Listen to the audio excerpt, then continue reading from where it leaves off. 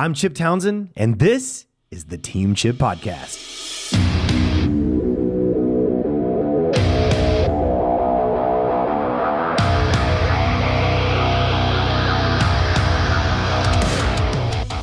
Hey guys, I'm back, and I'm so excited to be here. It's been a couple of weeks since I've had the opportunity to put together a podcast episode, but I was asked an interesting question recently, and it really grabbed me and made me think. I love questions like this. Someone said, what would you do in the ideal world if you could start over right now? Like if you could just start fresh, knowing what you know, but I'm going to we're going to pretend here a little bit, and you have your 25-year-old, physical capacities and your martial arts skills, but knowing what you know now, how would you do it different, or what would you do different if you were starting over? How would you start? So, man, at first I thought, easy. I would. And then it was like, wow, what would I do? That was a challenging thought. So anyway, just thought I would jump on and share some nuggets and some thoughts around this. The first thing is I think I would really want to nail down, who am I, and what are my values, and make sure that I'm really clear on that personally. Right. I would also want, if I was married, which I am, and I've been married for a really long time to Miss Glenn, but I would want to make sure that she was bought in and that she understood the mission and the purpose and the direction that we're going. And so I would want to make sure that we were together in this journey, right?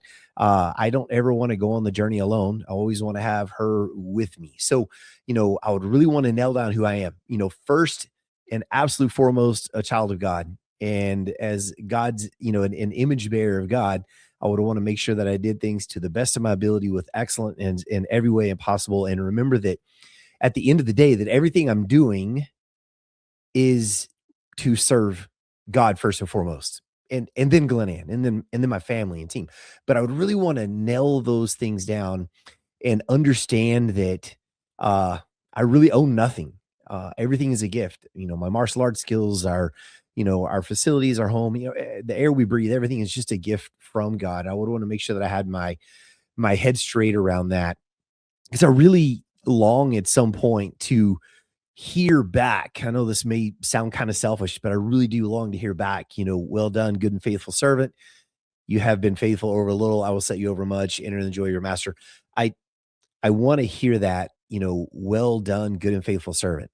And the rest of that verse is meaningful to me, because when you perform and by all means, I know my salvation has nothing to do with my works whatsoever. It's just strictly through the grace of Jesus. But, knowing that you absolutely gave your best and put your best into it, and knowing that promise from that verse that if you do well and you're a good and faithful servant, I will set you over much. And so just knowing and being clear on that up front, on who I am, who I serve, where my gifts come from, and all of that, I think would be much more important as an older man and later in life, understanding a little more about what I know about life. The next thing, as far, let's just get kind of down to the pure kind of business of it. I would want to clarify the mission and the purpose of my business.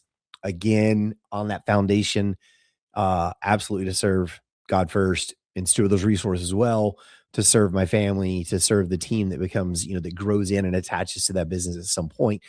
And then have direction, because that direction, that mission, that purpose is going to give us kind of the foundation of our culture and who we are in that business, and give us a foundation to kind of fall back on, to build everything on, right? That's what a foundation is for. And so, like today we have our kind of motto is empowering people through the pursuit of personal martial arts excellence by creating world-class martial artists with a servant's heart and a beginner's mind. And so having a really clear kind of mission drawn out up front, so I have something to ground me in, something to filter my decisions through, things like that, to make sure that I'm clear moving forward. I think another thing that I would want to do up front is find some mentors. Let's just, assuming in this little ideal scenario, I know what I know today, and we're just getting started in this business. I would go out there and find some other martial arts school owners and operators. For us, the martial arts is the business, and be connecting to those guys and gleaning from them and having some accountability partners and even some a little bit of healthy competition to kind of to run up against, and someone that you can depend on. And there are a lot of people in the US that would be happy to mentor any young business person coming up. As a matter of fact, I get super excited whenever a young person comes to me, whether it's martial arts or any other business, and they go, "Hey, can I ask you questions about how you started your business or how your business works," things like that. So most of the time, most entrepreneurs are really excited about sharing that stuff. But I would find me some mentors that I would connect to, I could lean on, glean from, etc. I would want to decide on a legal business format. Are we going to be a sub S corporation, an LLC, a limited liability? Am I going to have a partner? How is this going to work? And get that laid out up front. So as we move forward, we're not having to deal with changes. Whenever we were young and took over our school, we were just sole proprietors. And then someone came along and said, "Hey, you might want to set this up as a corporation for, to kind of protect yourself and to create a separate entity for your business, et cetera." And being young, we just had no idea how that worked. But now looking back, I wish I had done that from the very beginning, because as we made those changes and improvements, it was sometimes clunky and really difficult to do those things later on. Uh, the next thing is think through your school. Now I'm leaning back on those mentors a little bit and going, "Hey, what does it take to run a school?" But define the positions that it will take to make your school successful. And in the beginning, just the base level positions. Typically in the martial arts industry, it's pretty well known that there are commonly two major positions: kind of a chief instructor, someone who runs and operates the mat and oversees the operations of the school, and some sort of program director, someone that works, the sales and closing, et cetera. So, but define those positions up front and draw out what their key responsibilities are and be clear about that. And if you have the time and ability, even go as far as, okay, there's a chief. What about when there is just a full instructor that comes in under the chief, and then assistant instructors under the instructor, and kind of draw out what those positions look like and have it laid out. So as you grow, it's a little less painful to grow because you already have expectations kind of drawn out. Now, I will caveat that a little bit with, as you grow and you bring staff into your business, instead of just giving them their kind of key responsibilities, sometimes it's good to give them to them and then help them to see the mission of the business and ask them to work with you on helping to develop those responsibilities. What are the things that they can bring and do that will really help you, even though here's the area you need them? Work with them and allow them to have some ownership in that, but have those positions drawn out, all the way from cleaning and maintenance. If you eventually get big enough to where you have a cleaning and maintenance, people in the building, but cleaning and maintenance, program directing, sales, reception, first impressions specialist, new student specialist, instructors, and at all different levels. But and again, just it can start simple, but draw the positions out and have expectations already kind of in place. Build an operations manual to the best of your ability up front. Uh, how you want the toilet cleaned. Like literally, I kid you not, like go in, how do you want the bowl wiped down? How do you want the floors, mopped, polished, swept? Do you want rugs, how the rugs operate? Just everything, that you can think of, cleaning and maintenance, sales, and how you want your sales procedure, what kind of character you want with your sales procedure, how you want your sales procedures to operate, teaching, instructing, how do you want the floor to operate? What kind of class structure styles are there that you can think of that to help you as you move forward? But write out all the positions, your marketing and branding. How do you want those, or not positions, but how do you want that to operate in your business? Uh, the next thing is find a good CPA, a good accountant, someone that can help you. Now you can kind of back up from here, but help you to make that decision even on that legal business entity. What's best for you and how does that work? But find someone that understands the tax side of things and the numbers. It's even a great idea to have an attorney, someone that, as you make decisions and you're signing rent agreements or lease agreements and all these things, someone that you can lean back on and go, "Hey, can you scan this to make sure I'm understanding it and I'm not missing something?" Because there's a lot of stuff written in legalese, and we need someone that can translate and interpret that to us in a way that makes sense. So I would definitely early in the game, and if ideally in the beginning, have a good CPA lined up and have a good attorney. Now I'm going to caveat just a little bit on this idea of the CPA. Early in the business for us, everything was so small and simple, just a simple checkbook register. We're kind of like a P&L for us, and we didn't even realize it was a P&L. And that's just, how we operated.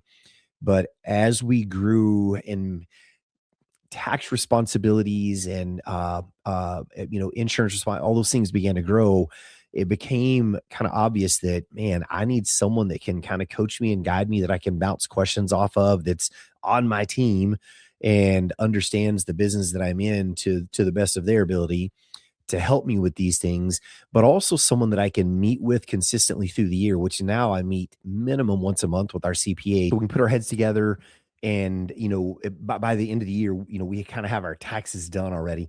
And it really saves us, time. We're not just taking like baskets of 1099s and receipts and all these tax forms and all this stuff to our CPA for him and his team to dig through at the end of the year and kind of get our tax together. So it serves many purposes, but I would really encourage, having a CPA and an attorney up front. The next thing is kind of going back to those mentors. Ask those mentors good questions about what metrics do we track, what gets measured improves, and get some good metrics from the get-go and record those metrics and stay on track, even if it's really simple. If it's just how many people contacted me this month and how many did I sign up, start with something simple and track it. And then slowly as you do that, you'll begin to see trends, patterns, and cycles, and you'll begin to want more. Kind of like, okay, I see this now. Can we tweak this? Can we track that? And it will really help you to monitor your business and document everything from the get-go. Document everything that you do, write it out, build yourself a really clear, and I've already talked about it, but procedures manual that has everything in it in the operation of your business. So later, as you do grow and become successful, you have it written out and you have something to lean back on. I have some regrets on not having everything. We had some things written out, but not everything, and having to go back and do that later, it's very challenging. So document everything from the get-go. Now, with all that said, this is kind of ideal world, like knowing what I know today with that 25-year-old physical ability, et cetera. How would I do this?